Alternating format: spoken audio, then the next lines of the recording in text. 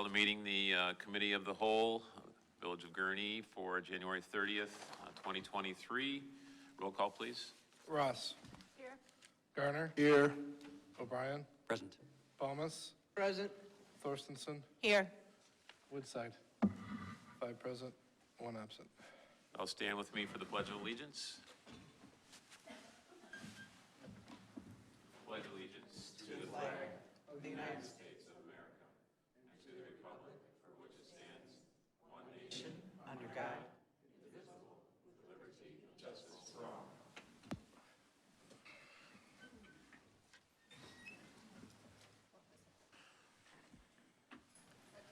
So I'd just like to give a short explanation of what a committee of the whole or the purpose is. As trustees and the mayor, we have some rules that we need to follow. One of the rules is an Open Meetings Act, which means that we can never, more than 2 of us, meet together to talk about village business. The idea being that it needs to be transparent to the rest of the village and residents, so that if we were to have a discussion about village business, that needs to be in public.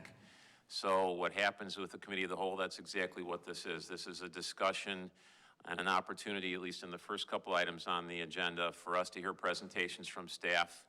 And then we have a discussion, our third item, with regard to liquor licenses. And it's intended for us to, as trustees, be able to share ideas and talk about what our thoughts are, where we couldn't normally do that otherwise in a full group. So that's really what that's about. We recognize that, or I recognize, and I think the rest of us recognize, that there's a particular issue with Casey's that relates to liquor licenses, for which you're here today about. So I have some latitude in which we can have some, if you have some comments that you'd like to address to us. It's not really a public comment time, but it's an opportunity if you'd like to share your thoughts. They'd have to be directed to liquor licenses. We have an agenda that we honor, and that if we start discussing other issues that weren't on the agenda, then that's not good for other people. They might say, well, if I would have known you were going to be talking about those issues, then we would have attended the meeting. So I will honor what is on the agenda and provide an opportunity when we get to the portion for the liquor licenses.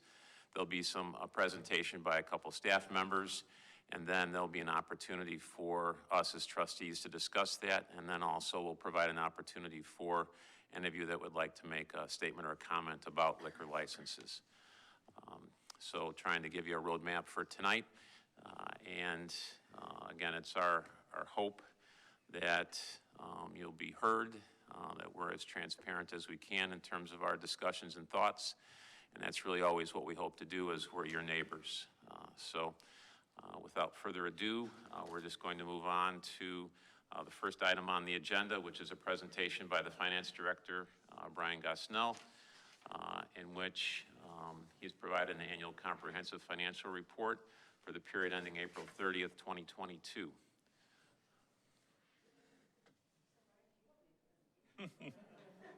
Brian and Courtney. That's right, sorry, I left you out. That's okay. Good evening. Thank you so much for having me. My name is Courtney Moore. I work with Lauterbach and Amen. I am one of the audit principals, and I'm here to present the April 30th, 2022 audited financial statements. I first would like to say a huge thank you to Brian and Erica and their team for all their help in getting everything pulled together. It does take a lot of additional time outside of the scope of their regular job duties to prepare for an audit and make it the big bound audit that you have in front of you today. So thank you guys so much for all of your help. Before I get started, I wanted to mention that the Village of Gurnee received the Certificate of Achievement and Excellence in Financial Reporting from the GFOA Association. This is a very prestigious award that is only awarded to a handful of villages and park districts. It does take a lot of additional effort and items within the report to receive this award. So congratulations on receiving it once again, and we will be working with the village to apply for this award for April 30th, 2022.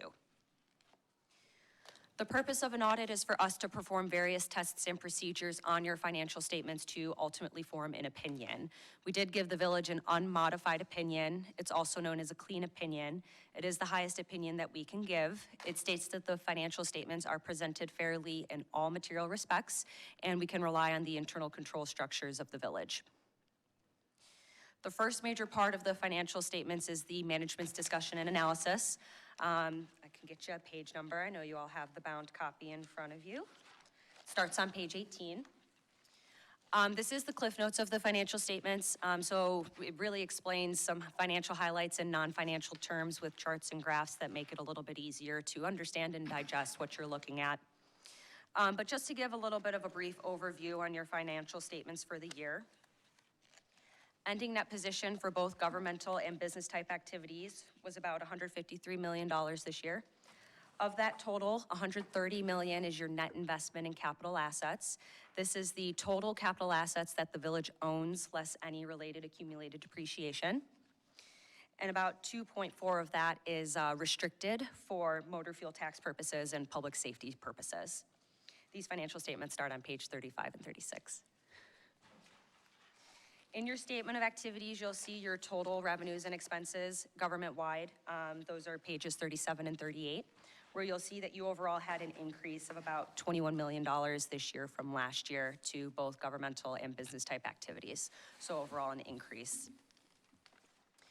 At the fund level, starting on page 39, your general fund, which is your main operating account, also showed an increase to your fund balance. Your ending fund balance this year was about $31 million. Past the financial statements, we have the notes to the financial statements, which really explain everything and anything you may need to know. It really is the meat and bones of the financials. The one thing I did want to point out is your long-term liability activity. This is on page 74. On that page, you'll see a breakout of governmental activities and business type activities related to your debt, like your promissory notes, your IEPA loans, and things of that nature.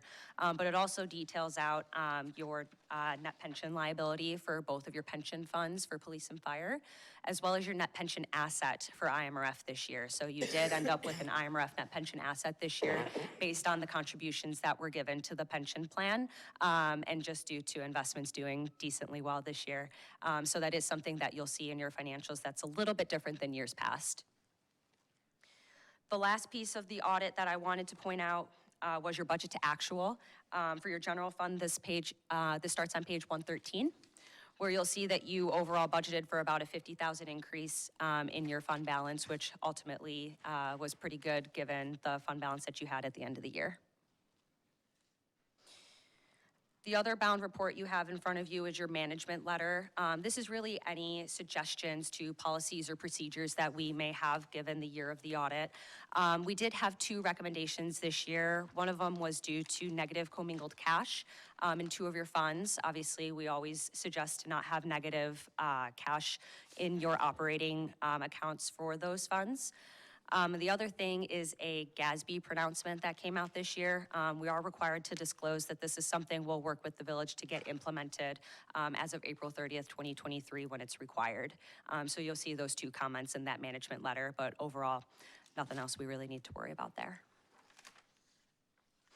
So I know this is a very hefty report and I gave a very brief overview, but I'm more than happy to answer any questions that anyone may have. To my right, any trustees that have any questions? Ms. Thorstensen. If it's a brief answer, how do you recommend then? I don't see a recommendation on the activity to ensure a positive commingled account. We always just suggest to take a look at the total in general and kind of see where your expenses lie for the year based on your budget and kind of adjusting accordingly. It really is a management's decision on how to do that, but we always suggest to make sure you have positive cash in each of your funds. Good. Okay, thanks. To my left, any questions for Courtney? No? Thank you for your presentation. It was Thank you. awesome. It was understandable. Perfect. Which is perfect. And thanks, Brian. Great, thank you. Have a good evening. Thank you. Item number 2 is presentation by Management Analyst Jody Luca, the Small Business Capital Investment Grant Program update number 3 and proposed changes.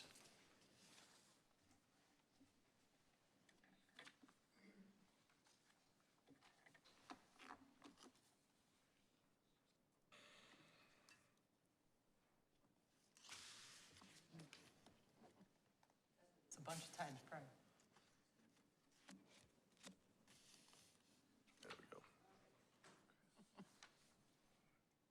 Well, thank you very much for the opportunity to come and present update number 3 to you. It's been a while since I've been in front of the board with an update, and hopefully this will answer any questions that come up.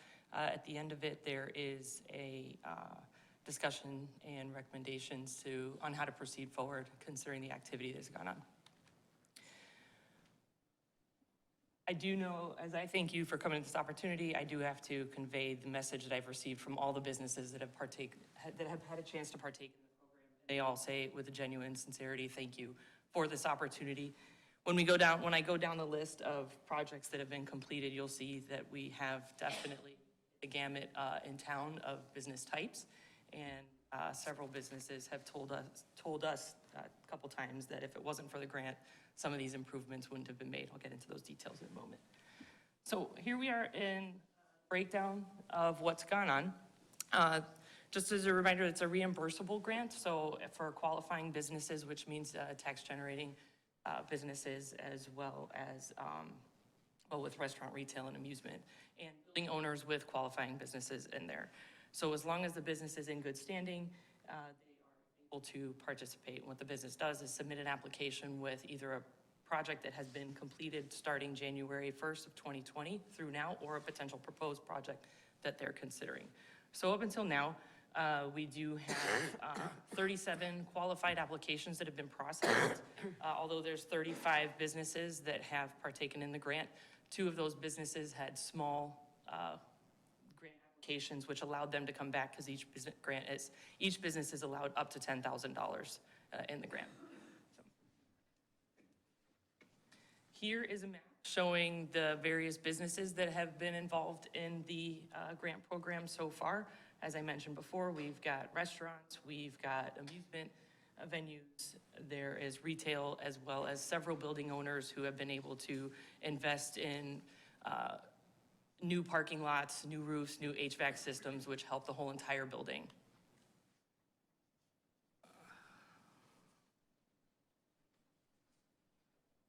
Here are a couple of our show-off pictures that we've got. Several of these businesses were new businesses that came into town during COVID.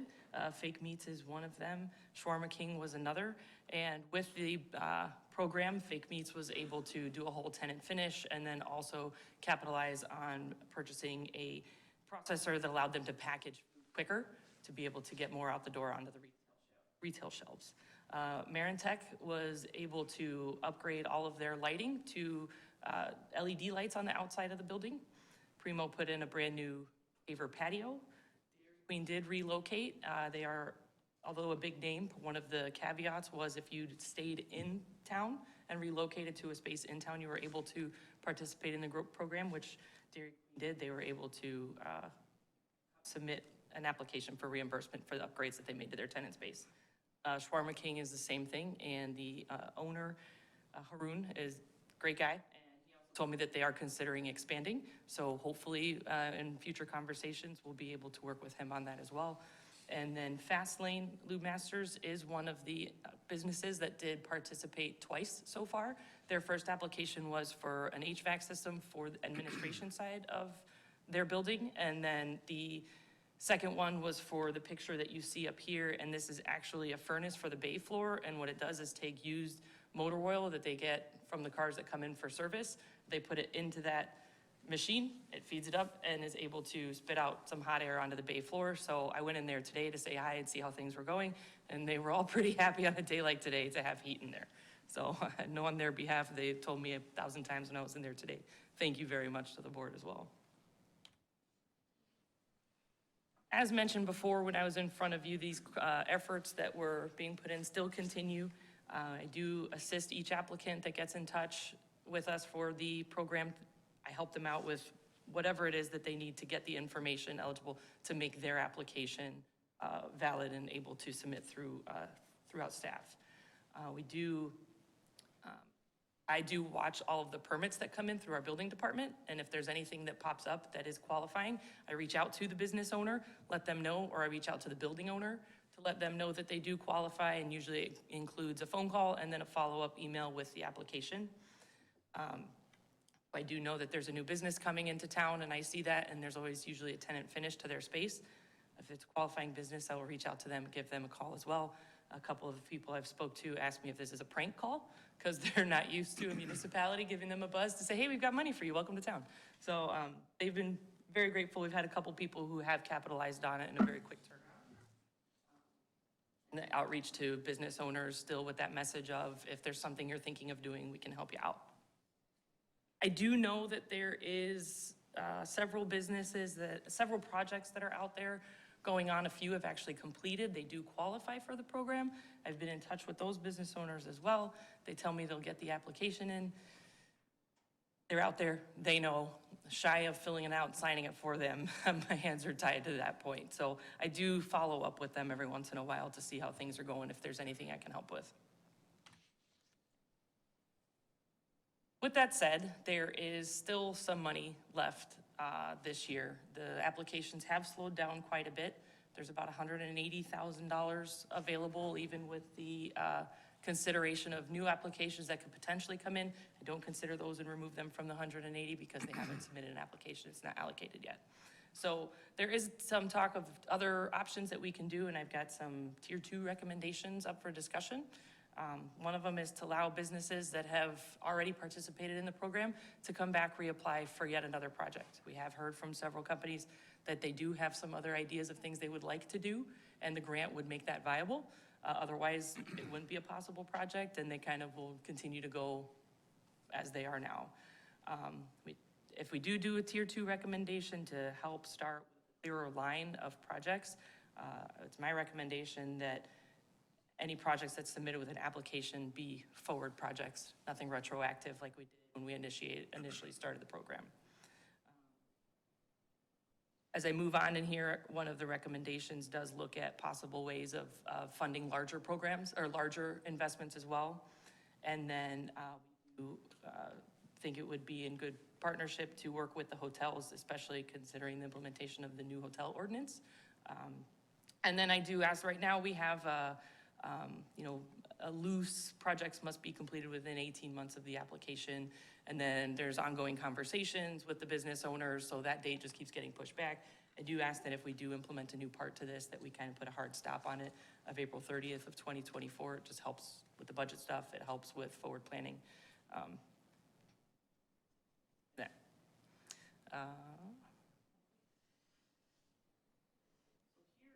Option A that we've come up with, and this would be if somebody was to return again for a second project, they would come back for a one-to-one matching up to $10,000 for the first $20,000 of the investment. Anything over the $20,000 would be reimbursed with a 20% cap, with 20% with a cap of additional 10. So basically it works out to the breakdown below where you can see the HVAC project of $40,000 budget. You've got your $10,000 on that, and then the 20% above. So the maximum somebody could capitalize on this program with is with a $120,000 project. It would give them $20,000 for this second tier.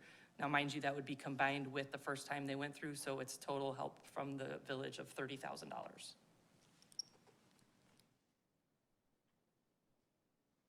Option B that we put in front of you is to take the $180,000 bucket that we have left and kind of split that up, $80,000 to continue with what we're doing. That would be for first-time applicants. It could be for second-time applicants, same process, same criteria. But this also leaves an extra $100,000 that would allow us to kind of really look and assess larger projects. With that larger project amount, we'd say something that has an investment of no less than $100,000. We would do a project share again at 1-to-1 for up to $50,000. So if it's a $100,000 project, like I said, we can help out with $50,000 of that. Because of this and the work that is involved with these higher dollar price projects, we do know that the permitting process would be a little bit more extensive as well. So if the grant is awarded to them, there would be a caveat that they do need to have the permit approved within 60 days of the award letter in order to secure the funds for them. That's basically, we don't want somebody applying, holding this large sum of money, and then dragging it out, not doing the project. So we just want to make sure that they're accountable for the funds that they're holding. If we do this route, there's essentially only 2 projects that we could fund with that. We do know that that would be a competitive application process. It's a lot more money that we're offering. So we do want to make sure that it's fair to everybody. One thing that's been talked about is possibly having an application timeline. So applications can be submitted anytime between, let's just say, April 1st to May 1st, and then whatever's coming there, staff can review and award the program that way. That's a whole lot in a very little bit amount of time. Probably should have asked if there was questions as I went along, but are there any questions? We can go back to any of the PowerPoints. Any thoughts on this? Start to Where my are you left. guys at? I did right last time. Greg or Jeannie, do you have any I comments or do. questions?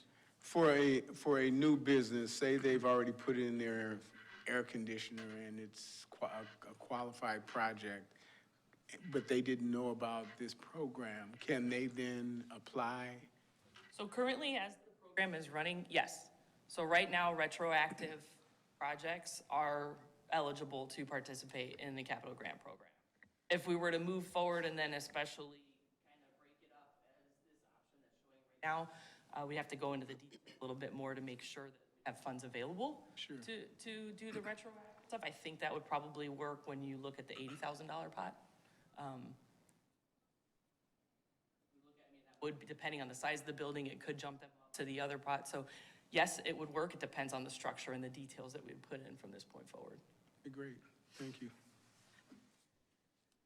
Trustee Bomes, any questions? No? All right. Trustee O'Brien? Thank you. Nicely done. Hotels, I think were excluded before, right? I think that's pretty cool that at least it's in consideration to help them come into compliance with that new ordinance we've got. So that's a neat addition. And then on the larger Plan B, 2 questions. One, is there a chance, I know we've got at least one strip mall that has some significant parking lot rework. Would they possibly qualify, or could we reach out to them? There has been multiple large parking lots that were recently submitted and participated in the grant. Oh, great. So yes, that does qualify. Okay. And then kind of along with that, what if during that 1-month application for the big one, big 2, what if we get more than 2? Currently, as it is, there are multiple eyes on each application that comes in. If this was the type of structure that was approved and the board supported, it's my thought that the group of us that have eyes on the application would actually get into a room instead of on email communicating and processing everything, and really sit down and hash out the projects that come in front of us. And, you know, just like any grant, you're up against everybody that's submitted. So it's vetting each application, the investment that it's making into the village. Is this the investment that we agree and sticks to the intent of the program? So not just first through the door, but it'll go to to a committee or something that'll look at all of them and say, this Correct. is- Yeah, if we just left it open, it would be a first through the door. But if we do an application period, then we can sit down and discuss and really vet what comes in front of us. Nice, thank you. Trustee Thorstensen? So I think Trustee Gardner got to one of my questions. Both options A and B are forward-looking in your proposal, not retroactive? A is forward moving. B, I think we can discuss the $80,000 could possibly be retroactive. I would hate to, somebody to lose out on an opportunity because of missing the message. I guess it depends on how you would like to see it. I think that if we were to split this one it would then still keep the true essence of the program with the $80,000 pot, looking at how the funds and the applications are not really coming in like they were at the beginning. Seems like a viable number. If we were to take the $100,000, that for sure, I think, needs to be forward-moving for the integrity of the program. Yeah, I just think that you would know best what's coming in, but if somebody had something break over winter, let's say in December, and they had to do the full out-of-pocket, and it fits under the 80,000, then they could potentially get the 10,000 back. So I don't know if you want to reduce your period. Did I read in here that originally it was going back to 2020? Correct. So possibly you have it within the last 6 months or 12 months or something like that? Absolutely. But I'm thinking that we might have some candidates. I like the split because I think that there's probably some businesses that have some very large cost projects that they know they'd have to pay for it all by themselves, so they probably haven't tackled it. And so maybe I like your proposal, this one, because it might get you some really great projects out of the village. Last one is, did we budget this through this calendar, so through May? Is the 180 remaining through May 1? So we, So- oh, go ahead, sorry. Go ahead. The first year, it was funded at $250,000. We used about $227,000 of those funds.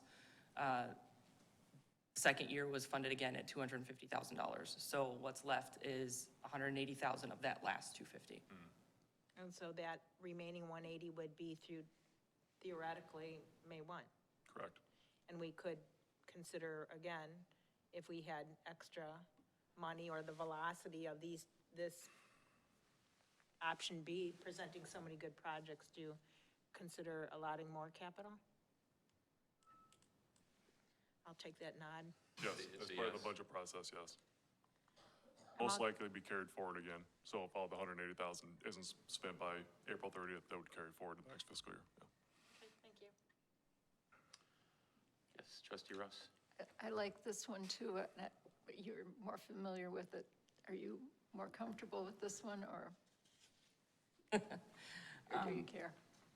No, it's funny, Ellen and I have gone through this conversation over and over again, and option A, when you take a moment, wrap your head around it, it's clean, it's simple, it's one explanation that's consistent to anybody who applies. So I like it for that. However, I understand the value of option B.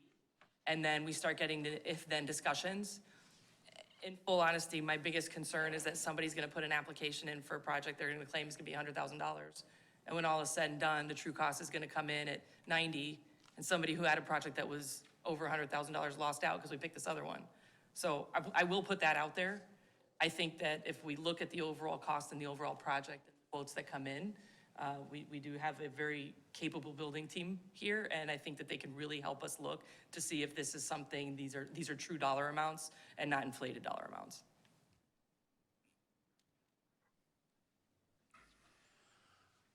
So I think that we're looking for some direction, lean towards A or B. For my 2 cents worth, I'd lean towards B, but anybody have any feelings one way or the other, A or B? I'm leaning towards B. I'm leaning towards B because we had A in effect and we didn't deplete it. So I'm just wondering what is out there, which might come out through B. Cheryl? B? Any objections to B on this side? Was that a smile, Jeannie? I like the other one just because of the reach out to more people. But if the response has not been, then B would be the better option. Makes sense. Just a quick question that occurred to me. I noticed, do the manufacturers that we have in town, do they not qualify? Has to be sales tax driven, right? They have to So- be It's tax sales- generated, okay. yeah. So I like, couldn't remember whether that was one of the conditions. Thank you. Marintech is on there, they make, they're a garage company, but they do a decent amount of retail as well, which allowed them to partake in it, and it's a smaller business. So if we're leaning towards B and suddenly an A shows up, what do we do? Well, I mean, Are we still gonna honor them if there's funds available? if, as a whole, we're able to look at this and say, all right, we've got two separate pots now, the $80,000 pot, the $100,000 pot, look at the $80,000 pot and say this one will remain retroactive.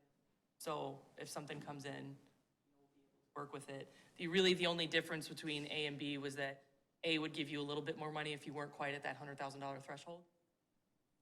In the scheme of things, the difference is not that significant. It was about 20% for anything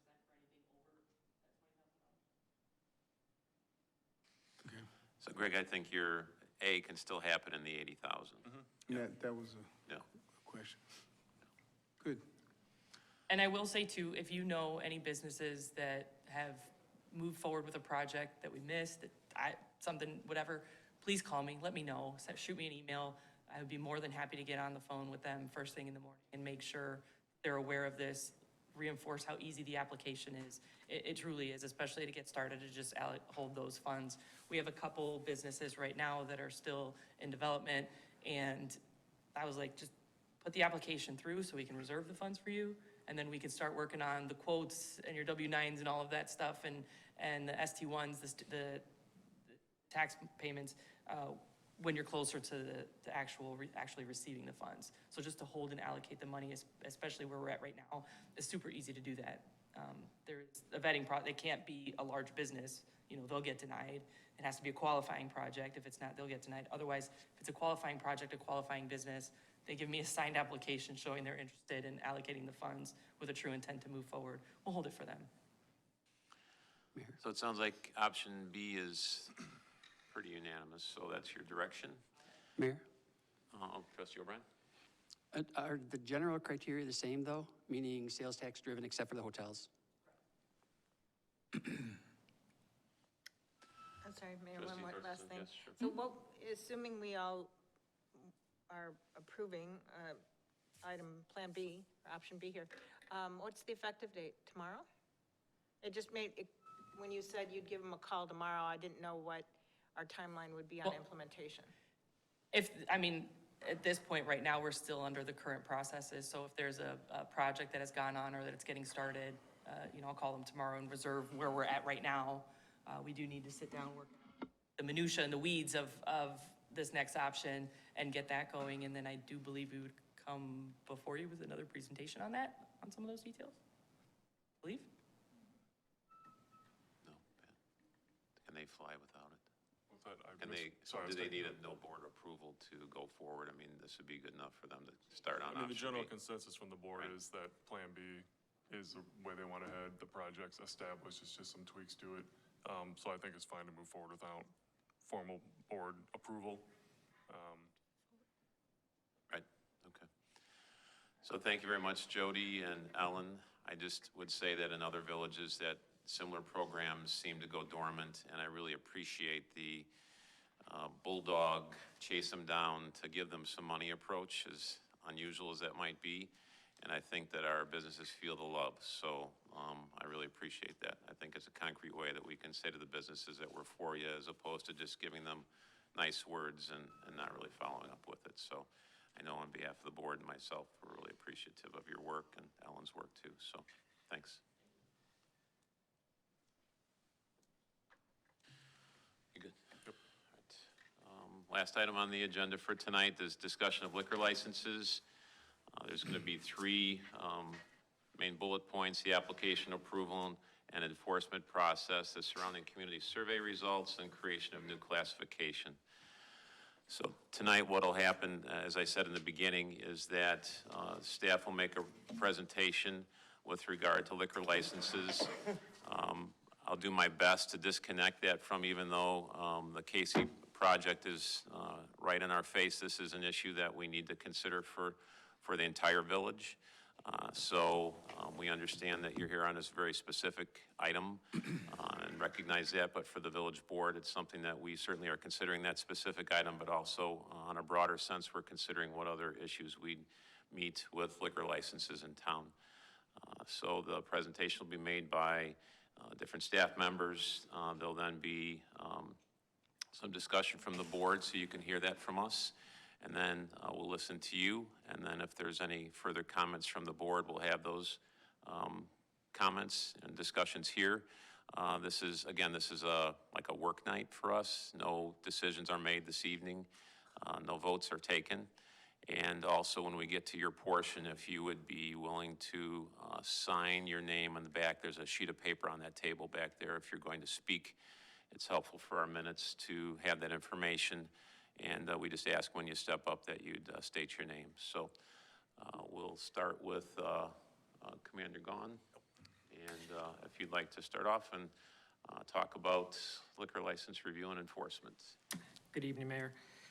Thank you for letting me give an overview on the liquor license, our involvement as the police department for the issuance of a license and enforcement, and also the recommendations that we make. When it comes to the issuance of a liquor license, the police department gives guidance if there's any questions on what liquor license class an establishment should be requesting. Sometimes that comes in from village staff wanting to make sure that the proper license is going to the proper business. We'll also review the application packets to see if they meet the village ordinance and to give either a favorable or non-favorable recommendation to the village staff. The police department at no time will issue, deny. All we do is give recommendations for a liquor license. The application is sent from Village Hall, and it goes to our traffic safety technician, Earl Tuckman, who is one of our civilians. He initiates the review. The initial review of the applicant is to make sure that the correct license class is getting issued to that establishment. A background check encompasses verifying the applicant lives in Lake County as required by our ordinance. They check through investigative databases to confirm the residency or any listed criminal convictions. We check databases for any notable police contact involving any criminal activity, or then after all of those checks are done, we have the applicant come into the police department to get fingerprinted. The fingerprints go down, and about a week later, we get a reply back from the Illinois State Police and the FBI telling us if there's any felony convictions. And according to the ordinance, any felony convictions or convictions for crimes of moral turpitude. So that it's kind of a broad term for anything that is from retail theft to battery to drug convictions. Once that is done, we verify the applicant has DRAM shop insurance. At least one employee needs to be Bassett trained, and that is the certification from the Illinois state that says that they're educated in dealing with liquor license, they're dealing with the ordinance, the law, and anything that goes with that, so they can actually serve you, or if you bring it up to the counter, they can check you out. And then the last thing we do, we check the database for any debt from local ordinances, citations, red light, photo enforcement, or fees due to the village. And the total time takes about 3 to 4 hours, although the week-long process of waiting for the prints to come back. Once that is done, and if they qualify on all of those steps, then we write up a letter and send it to the village administrator, either saying that this person qualifies or they disqualify based on the ordinance. And then from that point on, it's up to the village if they decide they're gonna issue a liquor license or deny a liquor license. So far, from 2018 till now, we've only had one time we've sent a disqualifying letter that they didn't qualify because of the ordinance, and that is because the applicant had a pending criminal case with a federal government agency. Any questions on the application process? Maybe if we want to just go through the whole, your presentation and then have the questions at the end. Okay. Is that right? Yeah. For our enforcement process, several weeks before we actually go out and check on different establishments, we send out compliance letters. Every business in town that has a liquor license will get a compliance letter stating, this is our ordinance. We are coming in the next few weeks. Make sure you are not serving alcohol to minors, you're checking IDs, and you're following the state law. So we give them a warning before we go out. When we do the compliance checks, we get volunteers. They're called decoys. They're kids that are no older than 18 years old. We don't use 19-year-olds. We don't use 20-year-olds. We use 18 or younger. They have to have a valid driver's license, no criminal convictions. We make sure that they don't look, you might get that 18-year-old kid in high school that looks like he's 23. We make sure that there's no facial hair. They don't look any older than 18. This is not something that we go to trick our establishments in town. When they go in to a restaurant or to a bar or to an establishment that sells alcohol, they have to present, if they're asked what their age is, they have to give their real age. If they're asked to show them ID, they have to give them their actual vertical ID that says under 21, and it's the up and down ID. And they're also escorted by a plainclothes detective. Any violations that, because of the sale of alcohol to that decoy, they get issued a citation that goes to branch court. They can also get cited for not having a Bassett-trained server on site. And then all establishments that decline service to our decoy receive a compliance thank you letter. We don't always hit every single establishment during that check. We might have 2 or 3 throughout the year to get 100% of the businesses in town. So one business that might not get checked till the end of the end of the year will probably get 2 letters saying, hey, we're coming to check on you, we're coming to check on you. So we give them plenty of warning that we're gonna be out there. And the only other time we do compliance checks, besides officers just doing regular walkthroughs of businesses, is if there's any information that they're serving minors. This is a chart that shows 10 communities around us, the liquor establishment sales. If they have gas stations that serve maybe beer, wine, or spirits, drugstores, convenience stores. There's one thing on here that we got information. Vernon Hills is actually a yes on their gas station serving alcohol. So just to go down and give you a brief summary, Antioch allows sales of spirits, wine, and beer at gas stations and convenience stores. There is some stipulations on some of these communities that will give you a greater of 33% of the business space has to be less than 33% for the alcohol sales. Buffalo Grove, they also allow gas station sales, but they can't exceed 10% of their total square footage. Deerfield allows it. They also have a square footage special restriction. Grays Lake is just beer, wine, and spirits. Highland Park, Lake Villa, and Libertyville, they do not allow sale of alcohol from gas stations, but they do from convenience stores and drugstores. Mundelein allows beer and wine from gas stations. Vernon Hills also allows beer and wine from gas stations, drugstores, and convenience stores. Zion also allows all beer, wine from gas stations, convenience stores. We looked at the times that they were using, and based off of those 10 communities, the weekdays, the majority start sales at 6 a.m. and they end at between 11 p.m. and 2 a.m.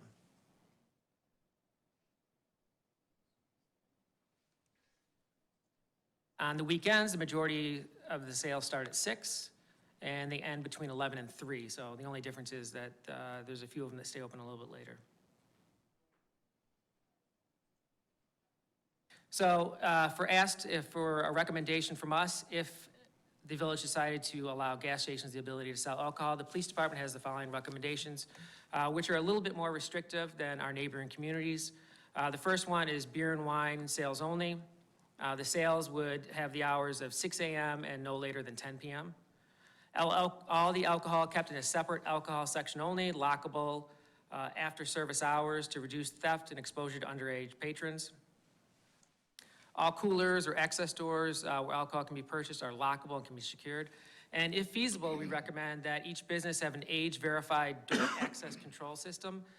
So we've seen this where there's a few of them, not in this area, but they actually have scanners on the coolers that somebody with an ID can scan their ID. It checks to make sure they're of age and it's a valid ID, and then it will unlock that cooler for them to take the alcohol out. There's also ones that have a kiosk that they're able to scan their ID.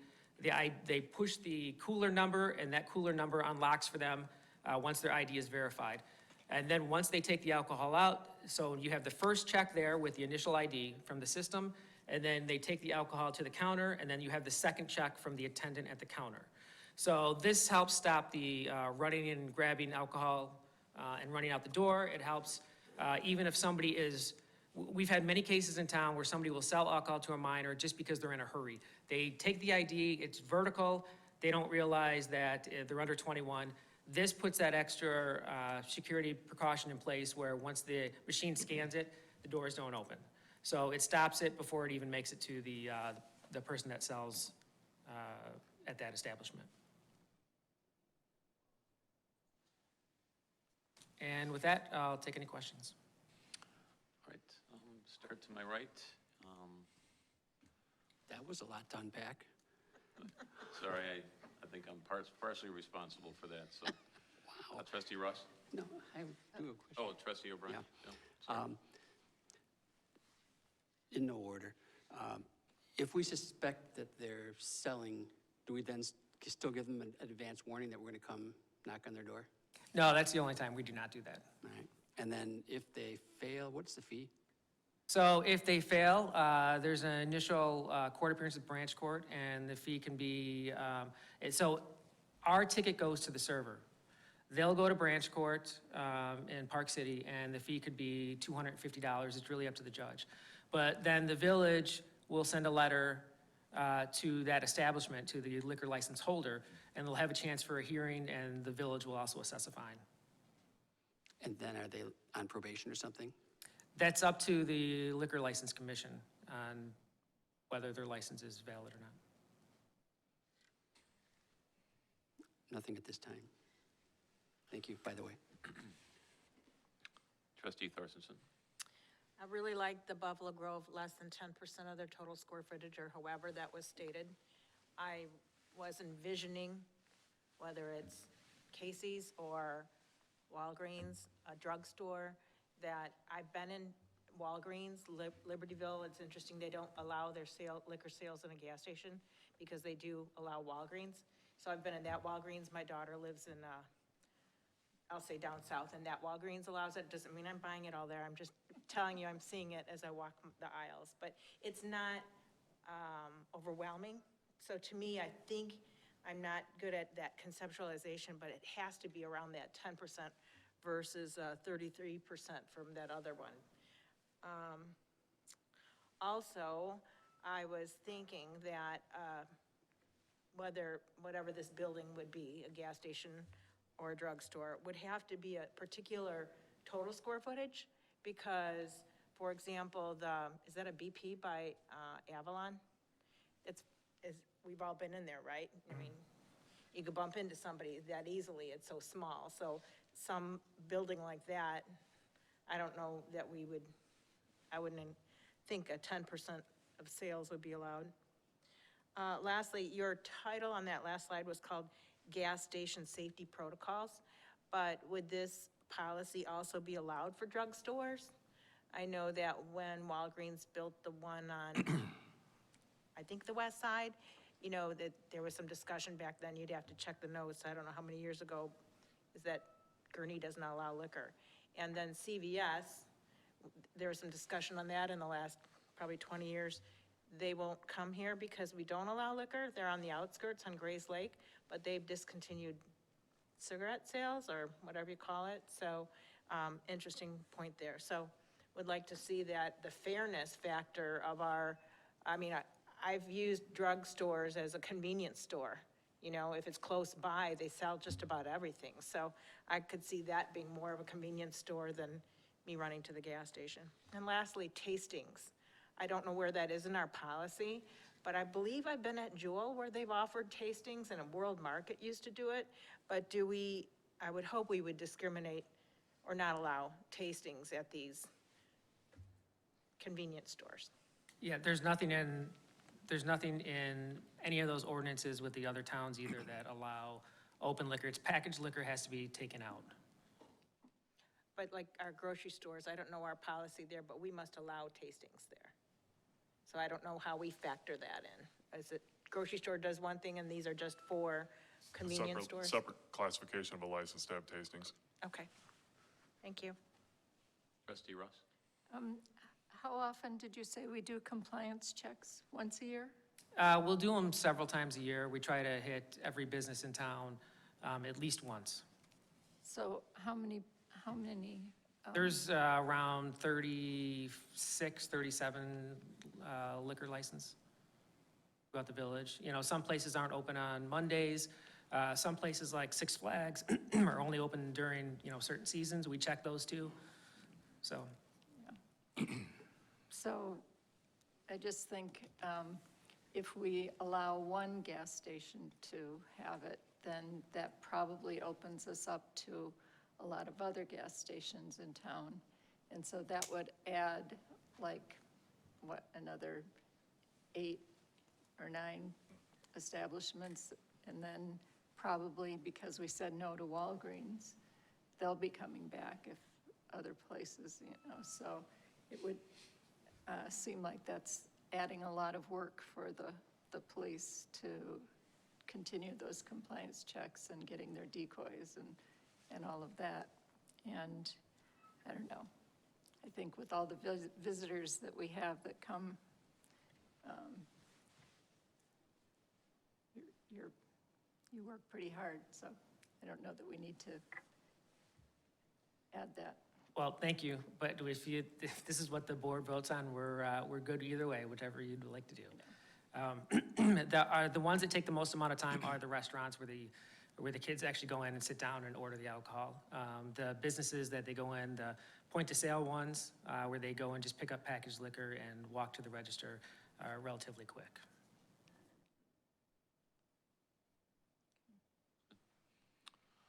Trustee Garner? When it comes to purchasing beer and wine, there are plenty of stores to purchase it from in Village of Gurnee. In my mind, I'm not sure if it makes a difference whether you get it from a convenience store, whether you get it from you know, Walgreens or the grocery store. If you want beer and wine, you can find it and you can get it. However, convenience stores are a little more convenient, and I think that I do like the square foot restriction. However, when you say 10%, 10% can be small in one store and large section in a larger store.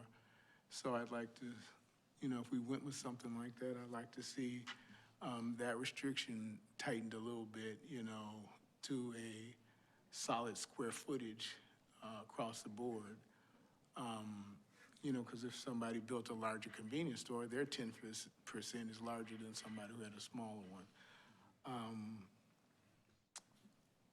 And I do like the idea of locking the freezer case or the refrigerated unit, if possible, as a second barrier as well, in a convenience store, so. Thanks, Trustee Garner. Trustee Balmas? Just tend to agree that I have some concerns from years past of saying no and then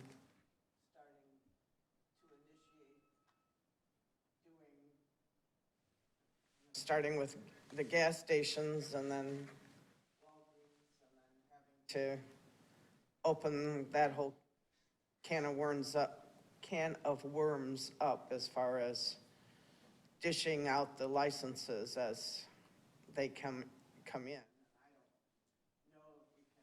Restrict exactly how many licenses we give out to a gas station or a convenience store / Walgreens, whether that's written in, as long as they're not. I also agree with the size of the building that would be, how big or how much could be designated for it. I'm definitely against anything more than beer and wine. Thrilled that. Thanks. I think, I mean, one is that the liquor licenses are within the board's purview, so it's something that we grant as it's not a right, and that's why it can be taken away from them, and it can be crafted the way the board chooses to craft them. So we're not, it might be a fairness issue, but it's ultimately, at the very end, it's a decision that we make in terms of crafting what works for us best and what we think protects our residents. So though it may open the door to some degree, it doesn't mean we lose it because we're going case by case. It's not, each license is created at this point. There is not a liquor license available unless we create one. Does that not open us up for lawsuits or anything like that as far as? It's not a right to have a liquor license in town. That's why we're having the discussion, just to see.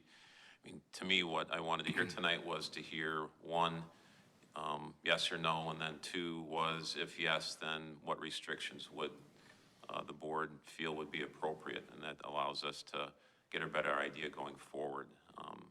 As I said, Casey's isn't the only business in town that, as they come and look at us, it's an issue that we need to consider. So it's a good opportunity to hear in advance, and probably a good opportunity for Ms. Dean to make her presentation. I just wanted to not have a gap since we're short on time. It's right there. No, Is this the door? please go. Okay, thank you very much.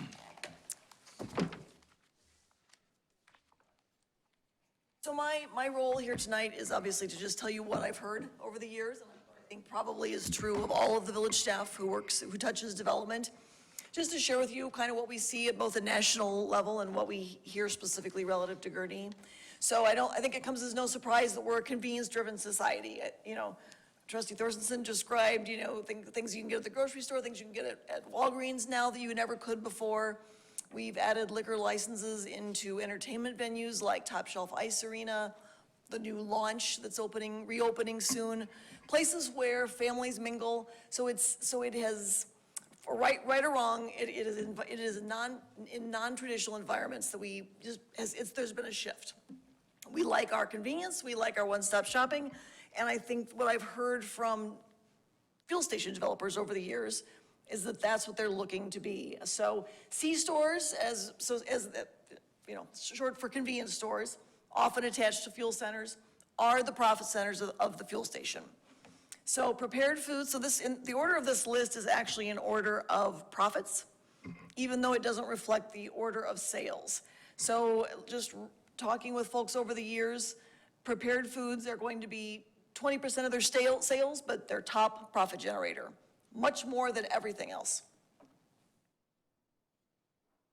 General merchandise would be, you know, bread and gum and Kleenex and cigarettes, things like that most fuel stations sell. It's 70% of sales, number 2 on the profit list. Alcohol is only 10% of sales generally. Obviously, these are sort of, there'll be a range with that, but pretty consistently, 10 to 15% is the max that I've ever seen in terms of alcohol as a percentage of sales. And fuel is a distant fourth. So the fuel itself is a volume play, so fuel station operators need to sell an awful lot of it to make money. Their profit on fuel can be as low as 10 cents a gallon, never mind that we're paying $4.50 or $5 or whatever it is. So they really need to get those customers in the store. And the way they do that is having the complete offering so that they stop at our station rather than stopping on the way home from work in the neighboring community. So this is something we've heard over the years. Gurnee has the 8 fuel stations. We've had 1 built new in the last 25 years, and that was Sam's Club.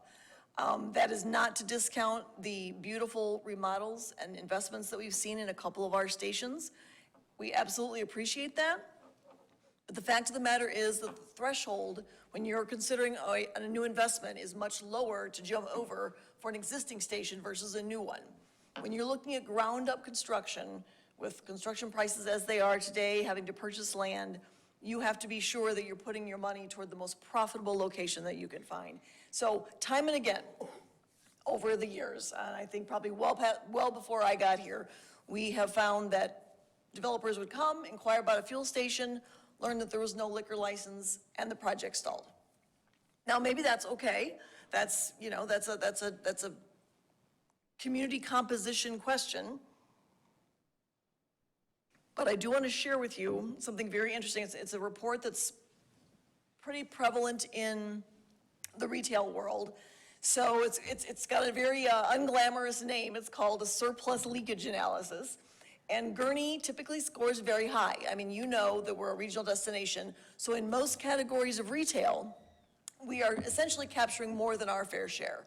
So as you look down this list, you see, you know, motor vehicle parts, electronics and appliances, those bars are going to the right.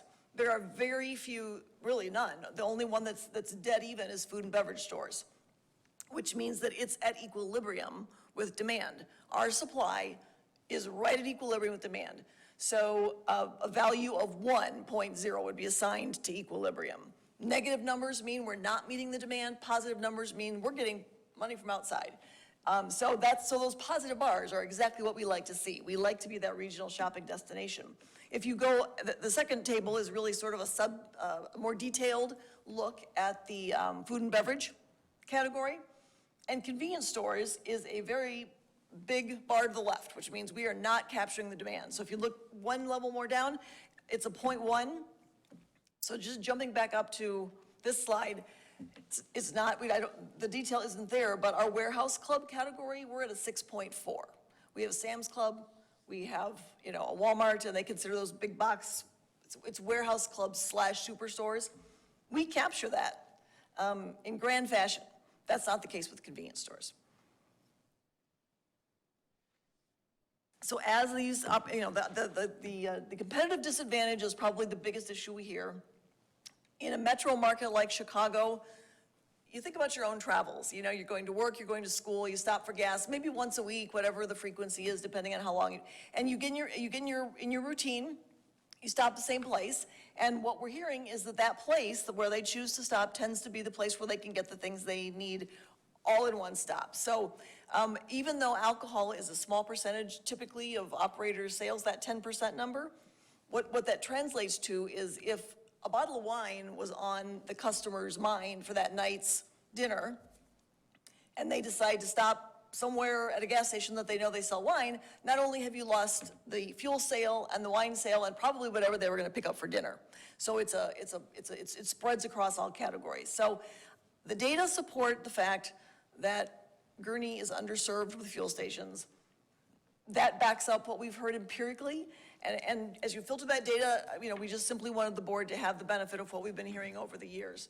So the traffic volume sometimes, I guess one of the questions that I will anticipate before it's asked is, what, you know, our current stations have been going along just fine without alcohol. You know, why are they doing just fine? They are, but as you look across the whole totality of those stations, a couple have really nicely remodeled, a lot haven't. And so even if they are able to sort of compensate for what they feel they don't have, partially because we have so many millions of visitors, so there's just high volume in some of these locations, co-tenancies, so being next to that Sam's Club or being next to that Target or the Jewel can really add a lot of vibrancy to your traffic flow, and that can sometimes be compensatory, it really can.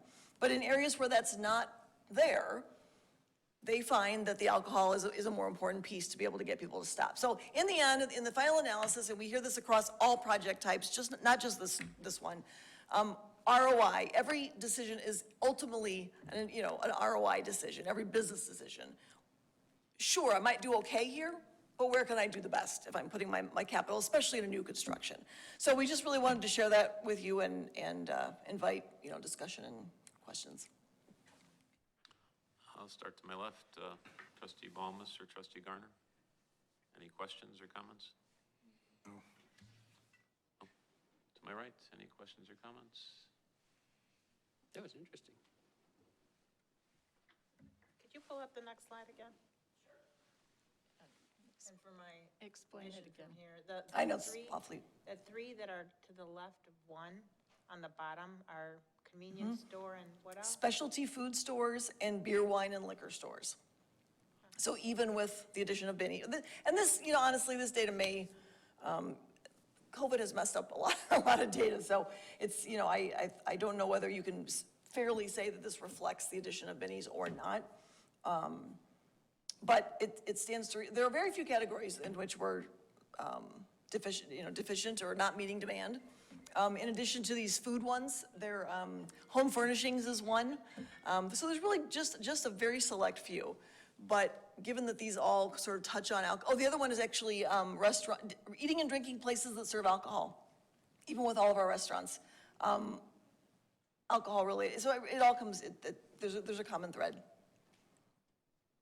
So are those two mutually exclusive, the convenience store and the beer, alcohol one? Beer, wine? Convenience store, our definition of convenience stores includes Walgreens and CVS, pharmacies. The conventional definition, the one that this study would be using, does not include those as convenience stores. It calls them out as pharmacies. So in this chart, convenience stores is really meant to be fuel attached convenience stores. Thank you. Thank you. Trustee Ross? I'm concerned also that if we end up having a gas station on every corner that is able to sell alcohol, if that's going to affect our liquor stores, that's all they serve. So will we be getting, getting something and losing something? Because then there's all that sales tax, plus we're putting somebody who's been in business here out of business. I've asked that exact same question. I think it's on everyone's mind, and I appreciate you asking it. I think the reality is, the answer that I've received, and I think it reflects my own, personal experience, is just that when you go to the convenience store, you're really just probably picking up one or two things. When you go to the liquor store, whether it be small independent or a large chain, that's typically when you're really making a run and stocking up for some reason. If you really are just getting that, if you happen to pick up a bottle of wine at the convenience store when you fill up with gas, does it really preclude you? Probably not. So they seem to feel that those are different customers. That the customer is just, it's either you're doing both or you're just totally different customers. Yeah, and then that kind of goes to, if you plan ahead, you're all set, but if you don't, then, and I guess I'm old-fashioned that I don't think that it's really necessary to have that many just for convenience. I can appreciate that. Thank you. Thank Colin, you. I appreciate that.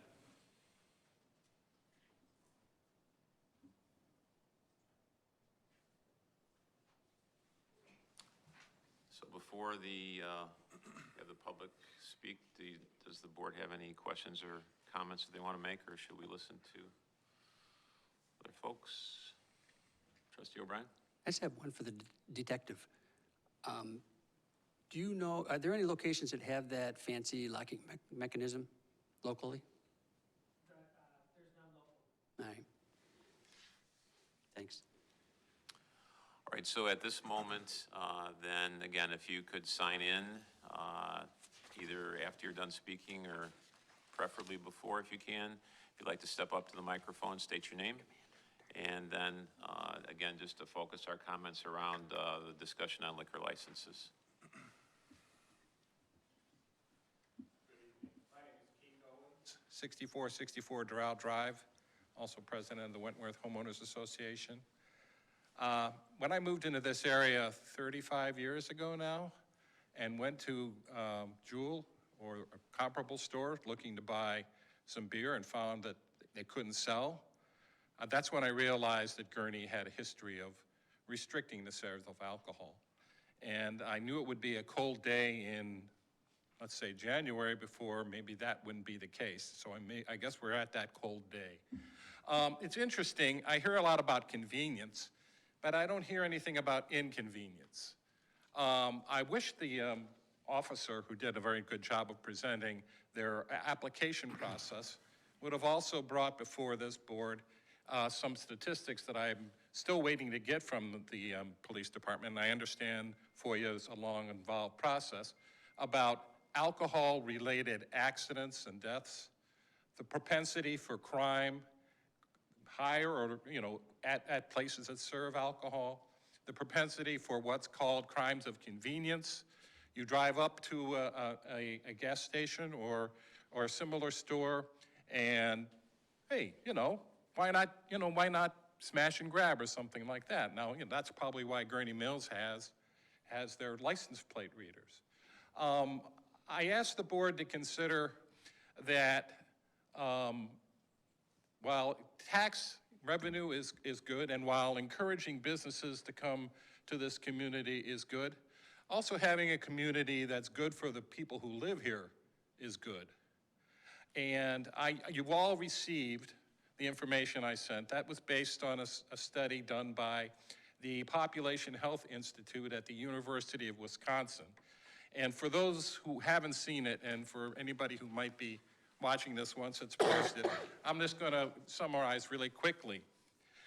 Density of alcohol, places that serve alcohol. So the more places in your community that serve alcohol, the more density you have. And as Trustee Ross said, well, there's probably 7 gas stations that are going to step up and say, if they can do it, we can do it. And I'm probably right in assuming that this law will be passed before Casey's even comes in front of you. But then there's also the convenience stores that don't have that. So if you have 35 or 36 or 37 licenses now, I'm just going to guess you're probably going to increase that by 50 to 75%. That's without any new construction. And so here's what the University of Wisconsin Population Health Institute, and here's your population, and we're concerned about our health.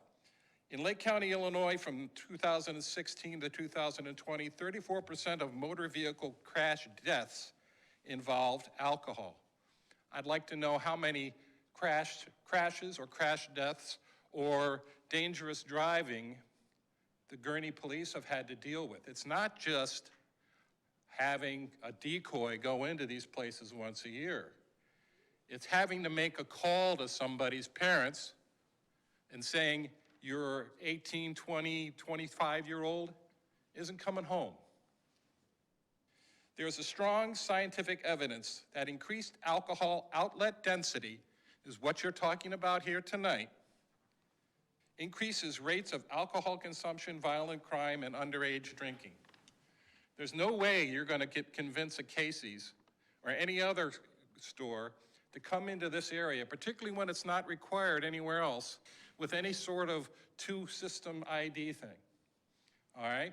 It's just not going to happen. Liquor available at gas stations is a risk to the community because it spurs impulse buying and people driving drunk. All right? Now, you can go to a convenience store on your way home and buy that bottle of wine, but that's probably not the amount of sales that they're going to be making. This is going to be beer, and this is going to be, I don't know if you're going to require them to have to buy 6-packs or whatever instead of single cans. But it's not going to be the person driving home to get a bottle of wine, to have for dinner. That's not the spur of the moment purchasing that we're looking at. According to the U.S. Department of Health Services, 25% of 11th graders admitted to buying alcohol from retailers like gas stations, grocery stores, and convenience stores.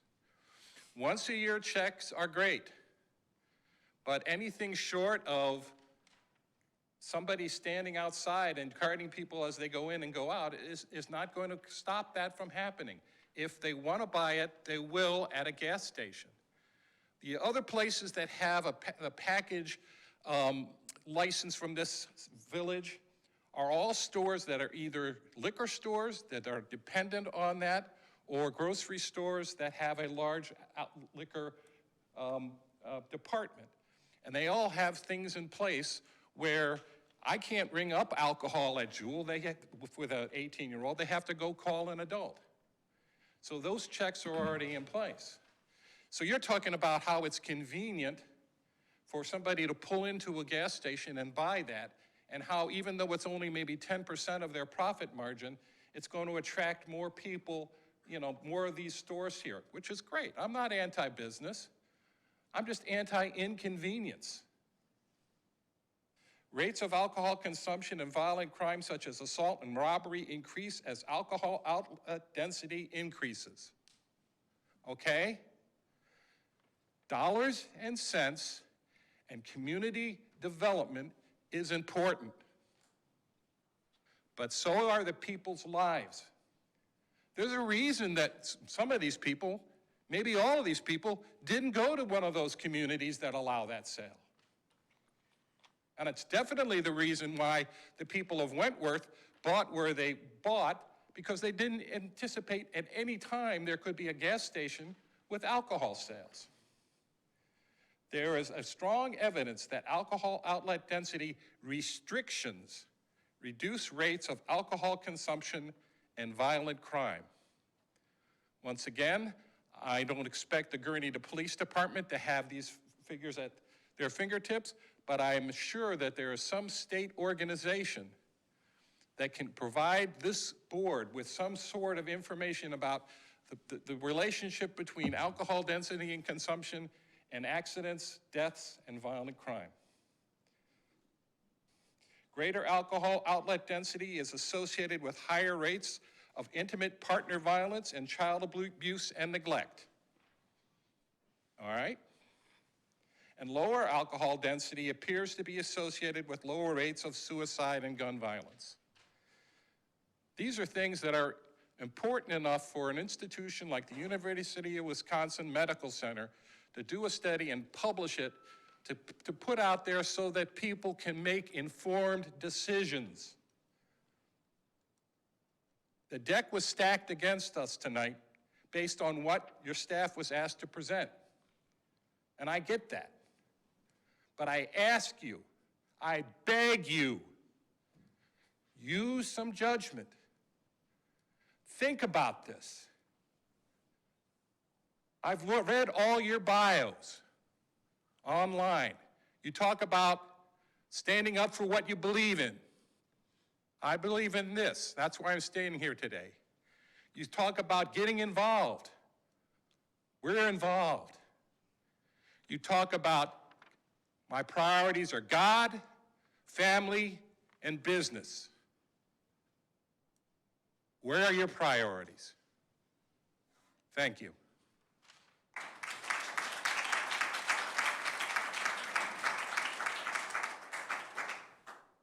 Hello, my name is Daniel Finn. I live at 6291 Durrell. I'm in Wentworth with Keith. I can't add much more to what Keith just delivered, but I would suggest that in any future retail establishment that wants to sell liquor, they cannot be within 1,000 feet of a neighborhood, a residential neighborhood. I mean, just think about that. I'm not saying don't issue any more licenses, but not within, have any retail establishment within 1,000 feet of a residential neighborhood. Thank you.